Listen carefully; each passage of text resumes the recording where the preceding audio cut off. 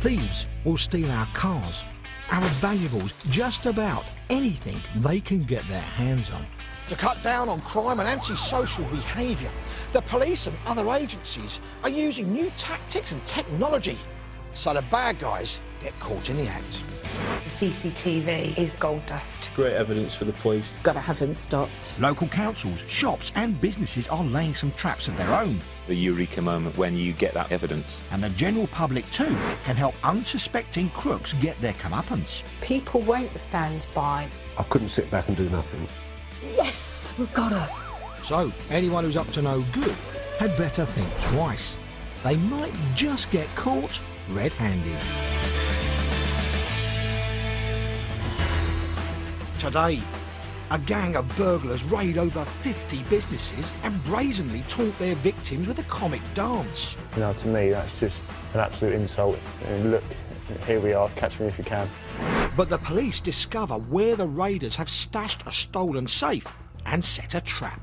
We took the opportunity to remove the safe from the woods and replace it with a camera. They are dying to find out what is inside that safe.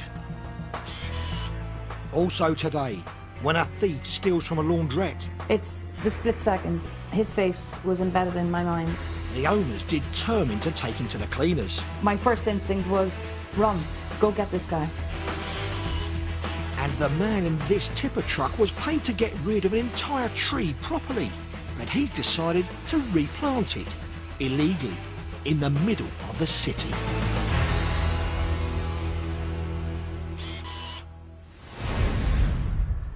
Rural Devon and small businesses are under attack. An organised criminal gang are breaking in and breaking up their victims' premises, stealing stock, money and valuables.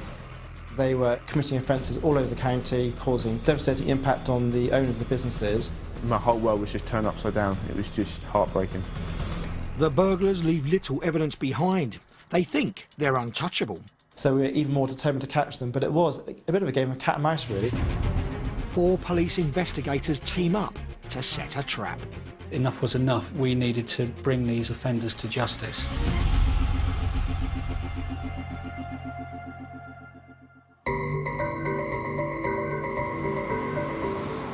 Devon is a county with a high proportion of small towns and villages. And alongside its major industries of agriculture and tourism, the county has a thriving set of small industries and a network of small local traders. Tony started up his own car repair workshop after his fascination with mechanics started as a child. I remember my mother took me down to a shop and I bought my first ever socket set, and it cost £20, I think. And I'd spent a lot of time doing the hoovering and the dishes to save up all my money to do it. I just love taking things apart and seeing how it works and being able to fix things. At the age of 19, he took the plunge and opened up his own business. It was very hard at first. Lots of late nights and no money. And I just had a toolbox, a pair of axle stands and a trolley jack. And then obviously every time you earn money from a job, you put it back into the business. And that's how I just grew and grew and grew. 10 years on, and Tony's expanded the business. He runs it from a small industrial estate on the outskirts of South Moulton. I've employed several people now. And obviously as we grow, I hope to employ more people. Tony's proud of what he's achieved. It's what I've made it, even down to the paint on the floor. It means the world to me, really, my business.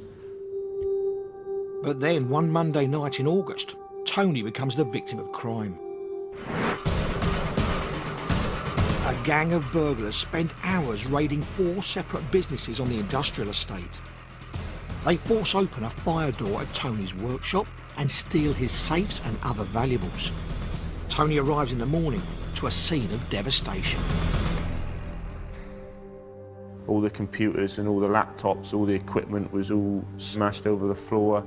I went upstairs and they'd gone through my personal belongings and a lot of it, and it means a lot to me. The first ever MOT which I'd done, I kept that, and I don't know where that is now. It was just heartbreaking. Tony has CCTV and watches back the recording. On top of the theft and the damage that they caused, one of the burglars shows contempt for his victims. This guy here does a robot dance in front of the camera. Now, to me, that's just an absolute insult. And look, here we are, catch me if you can. The cost of the damage done is even more than the value of the stolen goods. The value loss to the business was into their tens of thousands. I don't think that they realise the impact it has on someone's livelihood and future. The raid on Tony's car workshop is just one of a large number of similar burglaries being reported to the police.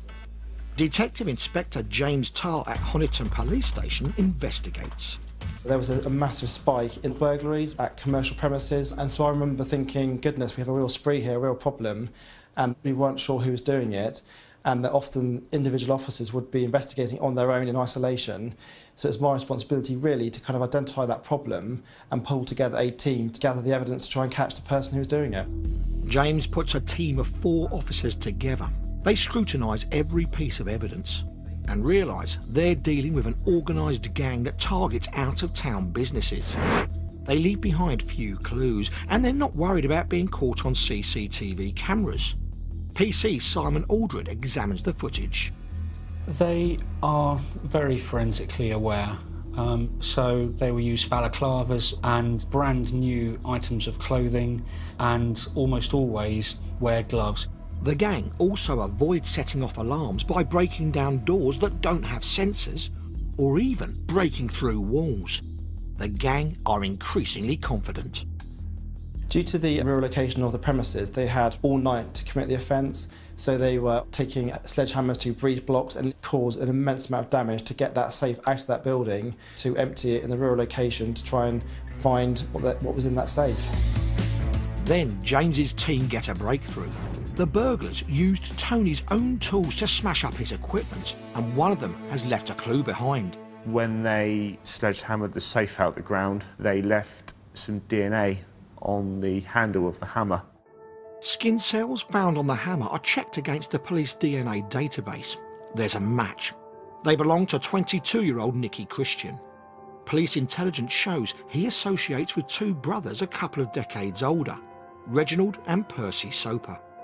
In the area where we work in River East Devon, those names have been talked about for quite some time, and we were determined to try and make sure that if they were responsible, that we convicted them once and for all for their crimes they've committed. James suspects the 3 men are behind the spate of business burglaries, but that's not all. The team widened their investigation to include 5 earlier jewellery shop raids. This CCTV footage was handed to the police by a shop owner who spotted 2 men behaving suspiciously. They are Nicky Christian and Reginald Soper. This shows 2 members of the gang wrecking this shop. And you see the suspect here is standing right next to the alarm panel, and you see he leans forward there. And I think what's actually happened is that they have decided that the security in this shop is pretty good, so they didn't actually break into it. But 2 days later, a nearby jeweller's was burgled. After that, the jewellery shop raids end, but the business attacks pick up. They were very savvy, they knew what to do, how to get away with it. They absolutely thought they were untouchable. Later, the team of investigators start to build a case against the gang of burglars. We needed to paint a watertight enough picture so they wouldn't be able to wriggle out of it. And the police launch a special operation to trick the crooks. Crucially showed another member of the gang trying to recover what he thought was a safe, but was actually a dummy safe with a camera. Salford Council knew they had a problem with people dumping waste illegally, but they weren't expecting this guy, who takes landscape gardening to the extreme.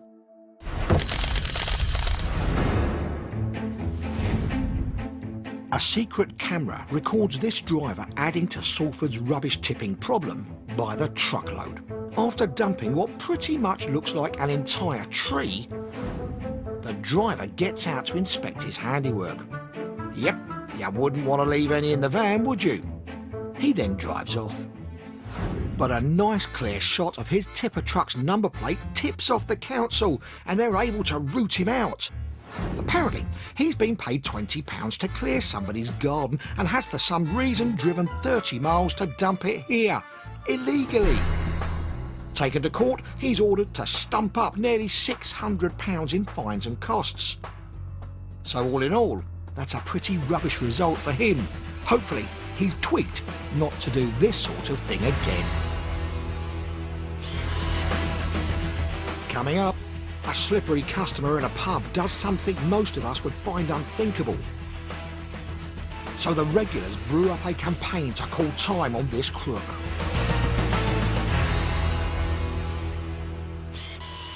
Now you could call him a money launderer, a thief who steals cash from a laundrette, but then finds himself in hot water.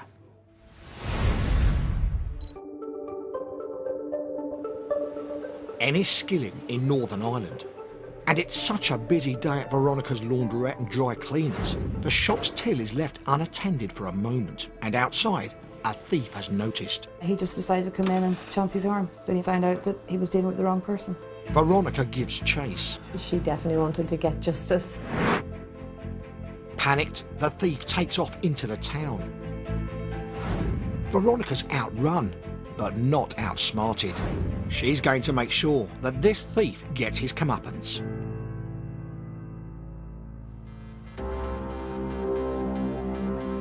Surrounded by water, Enniskillen is known as the Island Town. It's grown to be the largest town in County Fermanagh and is a popular tourist spot. Veronica came here for a holiday and ended up staying. Enniskillen's lovely. I initially came for 2 weeks, and that was all 23 years ago. And I've ended up staying and making Enniskillen my home. For the past 3.5 years, Veronica's been running her own dry cleaning business. I've built it up day by day, a job I thoroughly enjoy. I have fantastic staff who work alongside me, and it's more of a team effort than anything else. The clock just flies in here every day. It's a friendly place to work. We endeavour to know the customers' names, and every customer has a story to tell. We've heard them all. But one Thursday in August, Veronica ends up with her own tale for the customers. It's just gone noon on a hot summer's day. The shop door is open to let in some air. Veronica and her staff are in the back room. For a few moments, there's no one at the counter. And I heard the till opening, and I knew all my staff was in the back. So I thought that was strange, so I just pushed the door open and noticed this guy standing there, and I thought, you shouldn't be there. And then it's just this hand that was in the till. The man grabs a handful of £20 notes, then he makes a run for it. My first instinct was, run, go get this guy. He turned left, so I followed him. Back then, I was a little bit heavier than I currently am. He was fitter, but I was pounding. I was just going for it with my eyes focused solely on him. It seems the thief meets up with another man, and the two of them race off, passing the forecourt camera of a neighbouring hotel, closely followed by Veronica. In my head, I knew they'd been caught in CCTV with the hotel. The two men run across the hotel car park and disappear. Veronica dashes into the hotel reception to tell staff what's happened and asks them to call 999. They were startled because, of course, they weren't used to any of this happening either. Veronica heads back to the staff at her laundrette, who've been left wondering why she suddenly ran out. I told the girls exactly what had happened, and there was a few tears amongst them as well. Then, as they say, the show must go on. We had customers coming in. They discover the man has stolen around £100. The police comb the area searching for the thief. Detective Constable Tara Malone investigates the case. The offender is still out there. He still has the stolen property on him, and he's more than likely still wearing the clothes that he was seen at the time. So it's important police catch these people quickly. Veronica's able to give the police a detailed description of the thief. When something like this happens to you, and you've seen that face and you've seen those eyes, you'll still remember the face. Hoping to recognise the man quickly, officers immediately check the hotel CCTV. Because the police officers are local, they were able to identify more or less straight away who the offender was.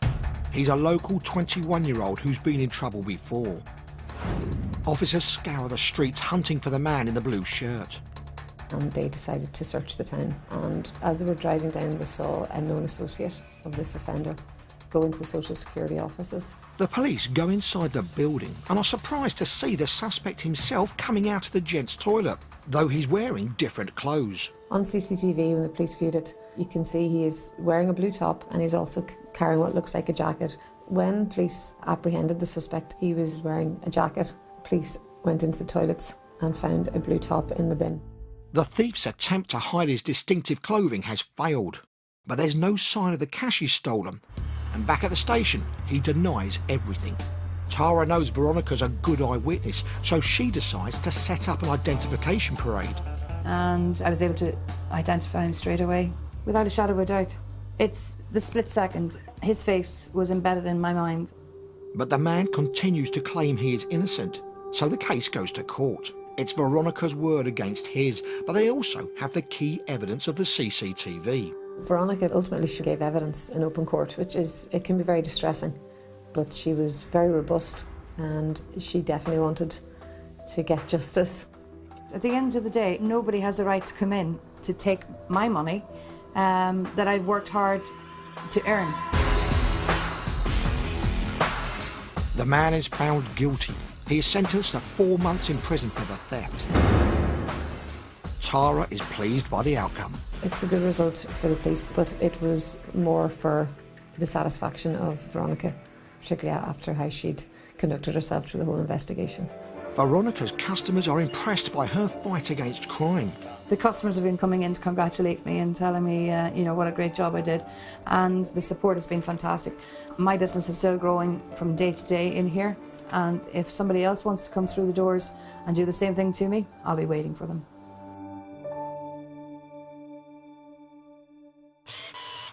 It's rarely a good idea to chase a thief, but Veronica was also able to be a very helpful witness. What should we do if we ever witness a crime in progress? The police service can't survive without the support of the public, so if you witness something, please ring us. We just need people to tell us what they've seen and we'll do the rest, but we really do need your help. People think that clothing isn't important when offering a description of an offender, but it's essential. The reason for that is, even though they might have changed their clothing by the time we arrest them, we will conduct house searches. And we will find that, and forensically we can link them back to the crime. Even something that appears to be insignificant at the time can in fact be vital later on in the investigation. I've recently had a case where a man's ball patch proved to be the key feature in identifying him as the offender. There's no detail too small for the police in conducting a crime investigation. If you see something, say something. You could provide us with that one piece of information that could help solve the entire crime.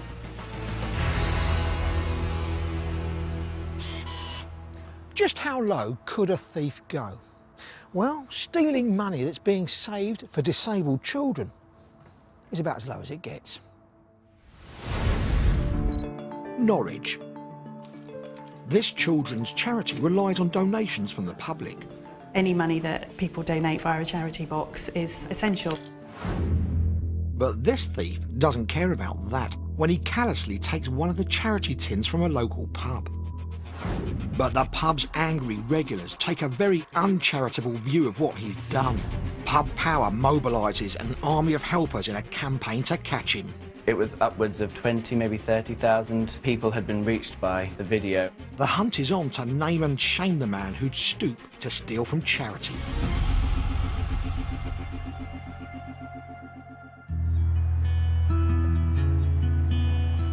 The Hamlet Centre in Norwich helps children and young adults with disabilities.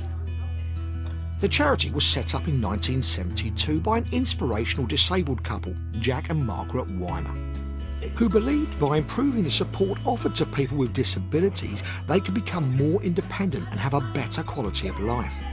I think it's a massive support to the families who use us. The feedback we get from families is wonderful. It makes such a positive difference to their lives. Rachel is a fundraiser and is keenly aware the charity relies on the kindness of strangers. We have some brilliant supporters who go above and beyond and do lots of amazing things for the charity, like jumping out of planes or holding tea parties. The charity also has collection tins throughout the area, and one of their tins sits proudly on the bar of a pub called the Lollards Pit. And the cheerful atmosphere in the pub means the charity box is regularly filled.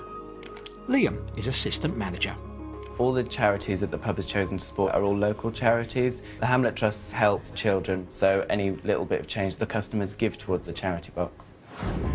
But one evening, Liam finds out not everybody is so kind-hearted. It's late on at the end of a busy Saturday night. Captured on the pub's CCTV system, some of the last customers are drinking up. We were all cleaning up, getting ready to go, and these two men had been in the pub for a good few hours. The charity collection tin for the Hamlet Centre is sitting near them on the bar. Minutes later, the man in the grey top sidles closer to it. He starts untying the security string that fixes the tin to the counter. Then he pushes it over to the other man and walks away. The man in the pink shirt doesn't seem to want to look at the tin. But over at the doorway, the man in the grey shirt can't keep his eyes off it. A couple of minutes later, he sneaks back and takes the tin. Liam's shocked when he finds out. I was quite disgusted, really, that someone would think to steal a charity box, especially from a children-based charity. Everybody involved with the charity was really sad to hear about the theft.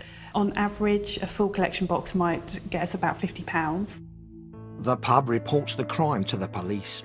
They also show their regulars the CCTV footage of the theft. Nobody knew who they were, and the customers, and they were quite shocked, really, that they'd come into their pub and stolen a charity box. It's almost like stealing from the customers as well as the charity.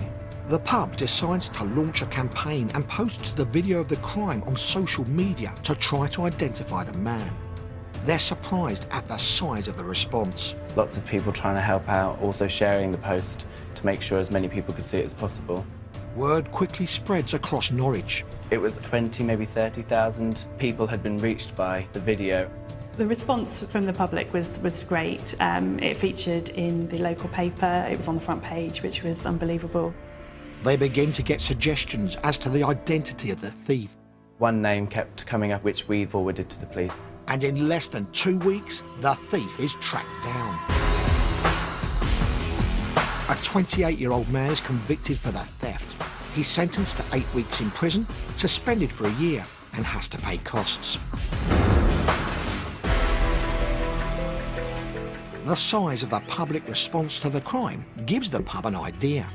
We thought with that much attention, we would be able to do something good for the charity, so we set up an online giving page. And as a result, donations have flooded in for the Hamlet Centre.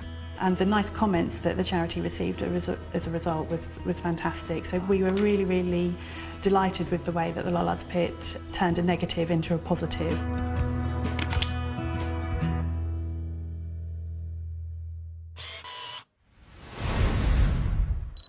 Back to rural Devon, where an organised gang has been raiding out-of-town business parks. Tony's car workshop was smashed up and hundreds of pounds worth of valuables stolen. My whole world was just turned upside down. It was just heartbreaking. Detective Inspector James Tarr has put together a team to stop the burglars. The prime suspects are known associates Reginald Soper, Percy Soper and Nicky Christian. DNA evidence links Christian, and some CCTV footage links in Reginald Soper. But there's no evidence yet his brother Percy is involved. They planned meticulously each break. They had got away with it so many times and felt they're invincible. The suspects have been stopped and searched several times, but nothing's been found linking them to the crimes. The gang members were arrested on a number of occasions and each time made no comment to any question we asked. And there's never enough evidence to hold them. And literally the following day we get a report of more burglaries. So it was a bit of a game of cat and mouse, really. James decides the best way to approach the case is to build a picture of all the crimes together and charge them with a serious offence of conspiracy. We chose to investigate this as a conspiracy case based on the fact that had they been charged individually for the burglaries, we wouldn't have succeeded. So by piecing together a small piece of evidence, be it CCTV, be it footwear impressions, be it DNA, we could build an overall picture which demonstrated that that gang committed all those offences. The team pieced together the small clues and circumstantial evidence, which had more meaning when combined together. And they notice some startling similarities between the crimes. This CCTV showed the quite distinctive shape of some of the members of the gang, and a person of that build is seen on almost every occasion. The crimes appear to be committed in identical ways. The gang seems to be becoming increasingly confident. Often they intended on stealing a vehicle from one premise to then take a safe from the next adjoining premise at that same location. From one of the businesses that they stole a vehicle, one of the members of the gang actually left a message on the board, and it was this message, and it reads, "Thanks for the car," with a little smiley face. It just shows how brazen these people are. For the victim, it adds insult to injury. But that sketch later proves to be important evidence, as another very much like it is found on a piece of paper in Nicky Christian's home. And there's another breakthrough. A dog walker spots an unopened safe in remote woodland and reports it to the police. It's a stolen safe that's been stashed by the gang in the undergrowth. It's likely the gang will return to try to open the safe. So now James and his team can set a trap. So we orchestrated a little sting operation. We took the opportunity to actually remove the safe from the woods and replace it with a camera and a dummy safe. They are dying to find out what is inside that safe, so we knew that they were likely to come back. And they do. The next day, the camera catches a face looming out of the trees. But he notices there's something different. You can see he's a little bit mystified. Crucially showed another member of the gang. It's the third man, Percy Soper. It's a key moment. And we were able to trace him from mobile phone and telephone records, making contact with other members of the team because he'd been abandoned. The detectives map out the movements of the gang from the seized mobile phone data and from number plate recognition cameras. They pull together all the information to paint a picture of the crimes. Then finally, they have what they need. I remember it vividly actually. One Friday evening, myself and my colleague thought to ourselves, enough is enough. We have enough evidence here to charge with conspiracy. The Crown Prosecution Service agrees. Christian and the Soper brothers are arrested. It was a particularly satisfying day for us and all the victims that we notified of their charge for the offences. An astonishing 54 burglaries were committed in less than 6 months. With the gang in prison awaiting trial, the burglaries stop. A fact not overlooked by the police. The jury finds the 3 gang members guilty of conspiracy to commit burglary. Reginald Soper is sentenced to 8.5 years in prison. Percy Soper and Nicky Christian are both sentenced to 6.5 years. After all their hard work, the investigators are pleased with the result. We couldn't quite believe it. We have been able to paint a picture from pieces of evidence where, taken on their own, they don't amount to anything very much. It was a very satisfying moment, and it's one that I won't ever forget. Really pleasing for myself and all the team, but obviously the victims are the most important thing for us. So to be able to send them a letter and phone them and tell them that we've caught their burglars was really, really satisfying for us all. Tony's improved his security, adding door and window bars and a new alarm system. He's looking forward to a bright future. It had a massive impact at the time, but now I've pulled through it, especially with the help of local people and their friends and family. It's made me a stronger person, it's made me more determined to succeed. That's it for today. Join us next time when police and the public catch more criminals red-handed. Phil's heading to the alcoholic support group. Just how long will he stay there? With 2 EastEnders tonight, the first at 7:30 here on BBC One. Now, one of today's teams will need a minor miracle. Bargain Hunt follows next.